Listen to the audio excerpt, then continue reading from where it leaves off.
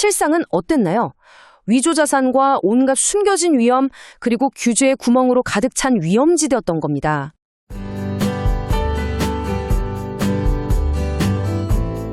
중국의 한 금융시장이 정말 그야말로 순식간에 무너져 내렸습니다.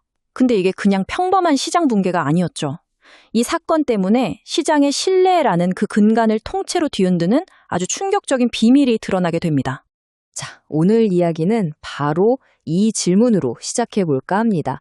안전자산의 상징이잖아요, 금. 근데 이 금에 대한 믿음이 무너졌을 때 과연 어떤 일이 벌어지는지 우리 함께 깊숙이 한번 들여다보겠습니다. 이 질문에 대한 답을 찾으려면 모든 게 시작됐던 바로 그 순간으로 돌아가 봐야 합니다. 그야말로 시장을 덮친 갑작스러운 폭풍이었어요. 중국의 주요 기금속 시장 중 하나죠. 선전시 시장. 여기에 어느 날 갑자기 정말 강력한 금융 폭풍이 몰아친 겁니다. 정말 아무도 예상하지 못했던 순간이었어요. 여기 보시면 아시겠지만 가격이 그냥 좀 떨어진 수준이 아니었어요. 말 그대로 수직으로 곤두박질 쳤습니다. 이건 시장에 있던 모든 사람들의 뒤통수를 제대로 친 엄청난 사건이었던 거죠. 이 한 문장이 당시의 혼란을 다 보여주는 것 같네요. 평생을 모은 돈을 투자했던 사람들은 당연히 엄청난 충격과 공황 상태에 빠질 수밖에 없었죠. 시장에 대한 믿음이 그냥 한순간에 증발해 보인 겁니다.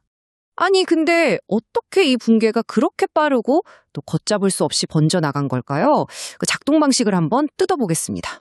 이 위기 상황에서 그야말로 불에 기름을 부은 격이 된 게 있었는데 바로 이 고레버리지라는 녀석이었습니다. 이게 적은 돈으로 큰 투자를 할 수 있게 해주지만 시장이 반대로 움직인다? 그럼 손실을 걷잡을 수 없이 키우는 아주 무서운 양날의 검이죠. 자, 연쇄 반응이 어떻게 일어났냐면요. 고레버리지 거래를 하던 투자자들이 가격이 폭락하니까 빌린 돈을 갚을 수가 없게 된 겁니다. 이게 곧바로 광범위한 채무불이행, 우리가 아는 그 디폴트로 이어졌고요. 문제는 바이러스처럼 순식간에 시장 전체로 쫙 퍼져나가 버린 거죠. 하지만요, 이 시장 붕괴는 사실 빙산의 일각에 불과했다는 겁니다.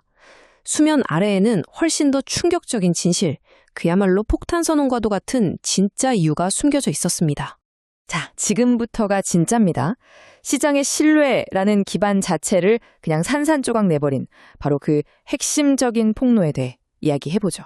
이 모든 혼란을 일으킨 진짜 이유가 뭐였냐면 바로 이겁니다. 시장이 무너진 이유가 거기서 거래되던 자산, 그러니까 금하고 은이 사실은 가치가 거의 없는 가짜였기 때문이라는 거죠. 와, 이 사기 정말 규모가 상상을 초월합니다. 시장에 가짜 금괴가 넘쳐났다는 의혹이 터져 나왔고요. 심지어는 나라에서 운영하는 국영은행까지 이 루머에 연루됐다는 소문이 돌면서 이건 금융 시스템 맨 꼭대기까지 신뢰 위기가 번져버린 겁니다. 그럼 이제 시야를 좀 더 넓혀서 이 사건 하나가 우리 사회 전체 시스템의 약점에 대해 뭘 보여주는지 한번 짚어보죠. 이 스캔들은요, 시장이 얼마나 건강한지에 대한 아주 깊고 숨겨져 있던 걱정들을 수면 위로 끌어올린 겁니다. 이게 그냥 가격이 오르내리는 차원의 문제가 아니라 시장을 단단히 지탱해야 할 구조와 규제 시스템이 완전히 실패했다는 신호였던 셈입니다. 투자자들의 기대와 현실 사이에는 정말 어마어마한 차이가 있었던 거죠. 사람들은 안전자산을 규제된 환경에서 보호받으면서 거래한다고 믿었지만 실상은 어땠나요? 위조자산과 온갖 숨겨진 위험, 그리고 규제의 구멍으로 가득 찬 위험지대였던 겁니다. 자, 그럼 중국 선전에서 일어난 이 스캔들이 지금 투자를 하고 있는 우리 모두에게 왜 중요한 의미를 가질까요? 그 점들을 꼭 짚어봐야겠죠. 이 금융 지진으로부터 우리가 꼭 기억해야 할 교훈이 몇 가지 있습니다. 첫째, 어떤 시장에서든 가장 중요한 화폐는 돈이 아니라 바로 신뢰라는 것. 둘째, 이건 절대 안전해 라고 여겨지는 자산조차도 우리가 모르는 시스템적인 위험을 안고 있을 수 있다는 점. 그리고 마지막으로 한 지역에서 터진 위기가 사실은 전 세계 시스템의 약점을 까발리는 계기가 될 수 있다는 겁니다.